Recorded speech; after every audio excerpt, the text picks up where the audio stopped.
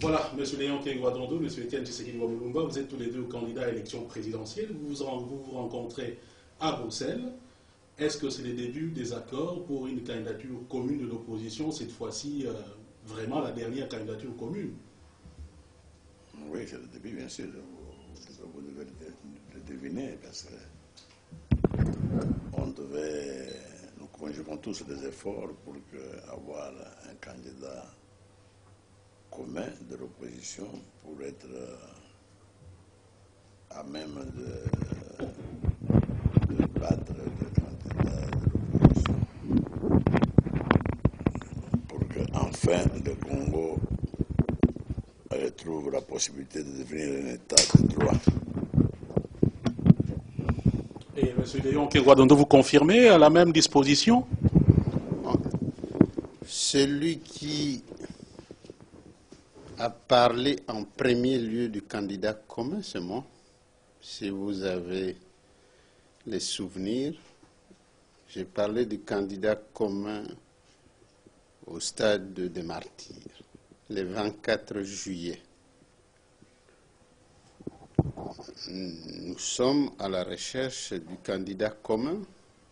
Maintenant, il y a 11 candidats qui se sont déclarés. Mon frère et ami Etienne Tshisekedi m'a appelé de venir ici. Il m'a remis le programme, le projet de l'Union pour la démocratie et le progrès social. Il m'a demandé de pouvoir le lire, de faire des observations et des remarques, ce que j'ai accepté.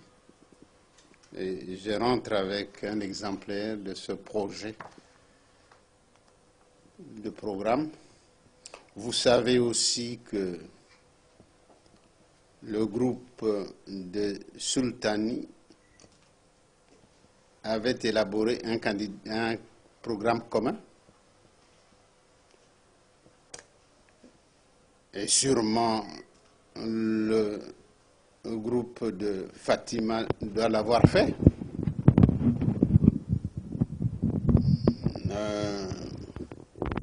Etienne me dit qu'il va demain au Canada, ensuite il reviendra par l'Afrique du Sud et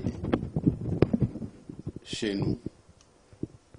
Pendant ce temps, nous allons parler aux uns et aux autres pour voir ce qui est comme point de convergence et nous discuterons ensemble quand il sera de retour avant de pouvoir... Et vous pensez, M. Léon, que vous pourrez être à mesure de retirer votre candidature en faveur de la candidature de M. Tshisekedi? Nous sommes encore là. Vous avez toujours, Ali Kalunga, l'habitude de sauter des étapes. Première étape, projet de société qui ont des similitudes. Deuxième étape, puisque ces projets de société ont des similitudes, il faut les couler dans un programme commun. Ensuite, trouver le candidat idéal qui peut conduire ces programmes dans l'intérêt de toutes les parties. À vous entendre parler, vous avez près de même discours avec M. Kamere. Vous voudrez vous retrouver justement à Sultani. Mais le fait que vous soyez à côté de M. Tshisekedi veut dire que vous avez largué M. Kamere? Non, on ne peut jamais parler de ce discours en politique. La politique est un art de compromis. On ne largue pas les gens parce que les gens ne viennent pas à votre service, ils viennent parce qu'ils veulent composer avec vous. Non, je n'ai pas le pouvoir d'ailleurs de larguer quelqu'un. J'ai le pouvoir de discuter avec les uns et les autres, de trouver les points de convergence, le point de divergence, et faire en sorte que les points de divergence puissent être gommés au profit de points de convergence de manière à pouvoir travailler ensemble. Cheikh Feta Juin de la ligne congolaise de Belgique, M. Léon Kengouadondo, M. Tien Tshisekedi, vous êtes des grands juristes, vous êtes bien entourés. Faut-il passer autant de temps et en plus à l'étranger pour que vous puissiez enfin vous entendre? Vous faites un peu d'amalgame là. Ah ben, je ne sais pas, peut-être que je reprends ma question sous une autre forme. Non, non, laissez-moi d'abord. Non, non. Il n'a pas été convenu entre Étienne et moi de se rencontrer à l'étranger. Moi, je me trouvais aux États-Unis. On a tenté de me joindre que mon frère aîné, Étienne Tshisekedi, veut que nous nous puissions rencontrer à Bruxelles. J'ai fait mon possible pour venir ici, mais ce n'était pas dans l'agenda. Ok, la sous-question, ça fait longtemps que vous avez annoncé au stade candidat commun. Le temps, il passe toujours. Et on va nous imprimer des gros bulletins.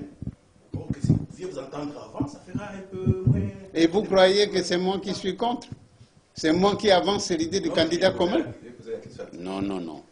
Non, non. Ok, merci. Et M. Tien Tshisekedi, justement, lorsque vous avez déposé votre candidature, vous avez déclaré fini les négociations. Aujourd'hui, vous rencontrez M. Léon Kengouadondo. Est-ce que ce n'est pas un renoncement de votre part? Mais c'est toujours fini les négociations entre partis. Au moment où je vous parle, c'est terminé depuis ce jour-là.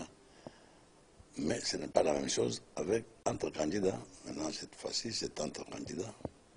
Maintenant, vous voir aussi tous les deux nous rappelle dans une certaine mesure la Deuxième République. Vous étiez dans l'adversité. M. Kengouadondo près de Mobutu, vous dans l'opposition. Quelles sont les garanties que vous donnez aux Congolais qu'une fois, ensemble, vous pouvez mener ce pays-là vers un développement et surtout aussi vers un climat apaisé pour l'avenir?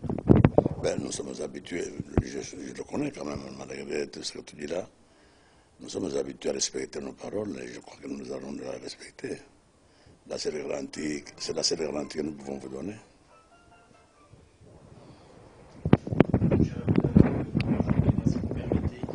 Monsieur Kengo, votre candidature, vous l'avez, je pense, mûrie avant de l'annoncer.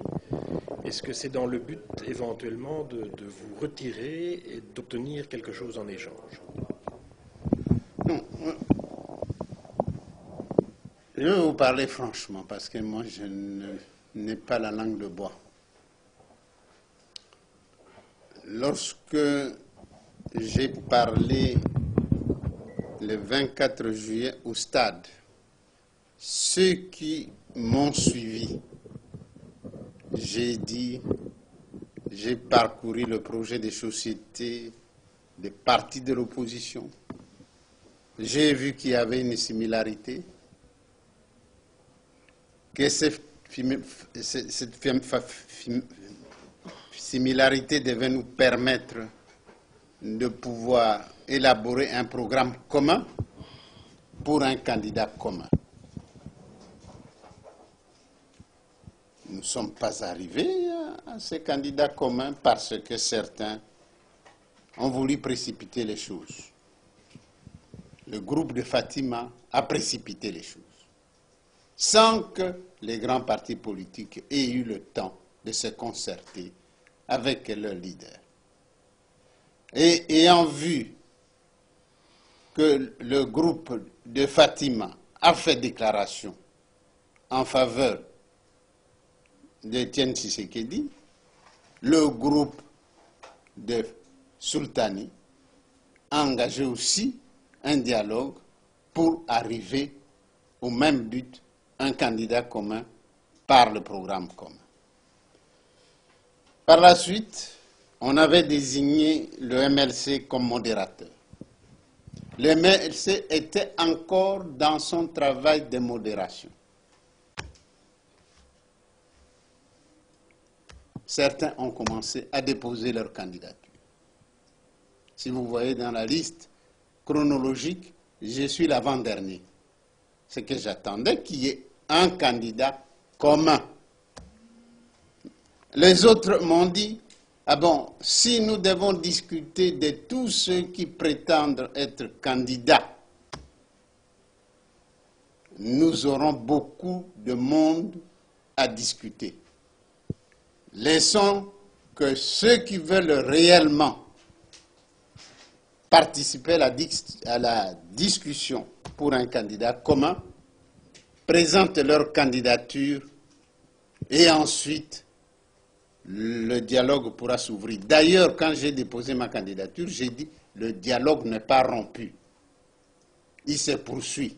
Si ceux qui ont eu le temps de me lire trouveraient ces phrases-là. C'est quand même étonnant aussi de gaspiller, si je fais les calculs, au moins 550 000 $ pour qu'en fin de compte, qu'on ait un candidat dans un pays à un tel niveau de pauvreté. Est-ce que vous ne trouvez pas qu'on aurait peut-être dû mieux faire? Vous ne devez pas me regarder. C'est lui qui aurait dû, parce que je l'ai dit au stade des martyrs, de tous les partis de l'opposition. L'aîné, c'est l'UDPS. 30 ans. Mais l'aîné aussi d'âge, c'est lui. Chez nous, la coutume veut quoi? C'est l'aîné qui invite tous les autres. Moi, j'ai fait des démarches, je viens de lui dire. Mais si les démarches qui ont été faites n'aboutissent pas à ce qu'on se rencontre, qu'est-ce qu'on fait? Donc, le président Tshisekedi, c'est de votre faute si aujourd'hui nous n'avons pas un candidat commun, alors aussi à entendre M. Kengo. Mais qu'est-ce qu'il a dit qu'il a donné un temps pour que tout le monde s'entende? Vous connaissez quelqu'un qui a fixé un timing pour dire qu'après ce timing-là, on doit s'être entendu, non? Alors, monsieur Tshisekedi a reçu, a rencontré Jean-Pierre Bemba. Justement, nous supposons que c'est dans la problématique de la candidature commune. Est-ce que vous envisagez également le rencontrer toujours dans cette même idée? Je viens de lui dire que je l'ai déjà vu. Ok. Alors, pour une dernière question peut-être, je voudrais bien savoir quel est votre secret. Vous avez plus de 70 ans, vous deux, mais vous paraissez jeune, avec beaucoup de vitalité. Dites-nous un peu vos secrets à vous deux, là. Moi, le mien, c'est Livio. Le mien, c'est Livio, je ne sais pas son secret. Pour moi, il faut téléphoner à Dieu. Voilà. Vous avez vu Attention à ce qui me concerne. hier, vous avez rencontré M. Jean-Pierre Bemba. Quel a été l'objet de votre rencontre? Je crois que vous devez le deviner, c'est un traitement autour de la candidature commune. Hein.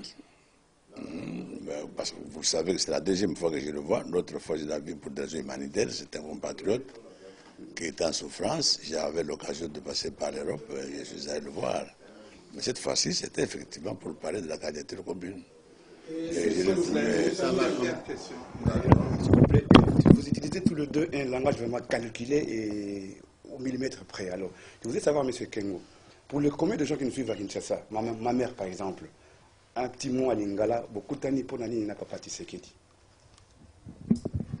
Taningaena, M. Etienne Tshisekedi, a bengisinga yawa, parce que nauti na États-Unis, pour le Belangai, que parti naye a sali projet et à programme et à gouvernement. Que nakamata projet et à programme et à gouvernement et à UDPS, nakenda kotala na parti nangai, namona biloko yo ekokani na oyangai. Nasala ba remarque, nasala ba observation. Tango ya kozonga, tokutana, soko toze d'accord, to signé. Voilà.